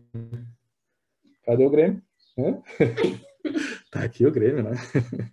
Então, desvirtuando o menino, tô salvando ele de virar flamenguista aqui, que em Brasília, meu medo é que ele vire flamenguista aqui, que vá na moda. Tá, pessoal? Obrigado para todos e todas. Minha brincadeira com os flamenguistas, que eles sabem que eu gosto muito deles aí, não tem nada contra o Flamengo. Minha esposa também está aqui. E agradeço vocês pelo semestre, foi muito bom. E espero ouvir muito de vocês na próxima aula sobre isso. Não é sobre meu filho, sobre minhas teses aqui, mas sobre esses assuntos que a gente discutiu, tá? Sobre essa visão geral da disciplina. Queria ouvir de vocês o que vocês acham. Gosto de Flamengo. Agora eu adoro flamenguista. Eu gosto de flamenguista de 2020, não de flamenguista de 2019. Vou liberar ele aqui. Dá tchau, pessoal. Dá tchau, pessoal.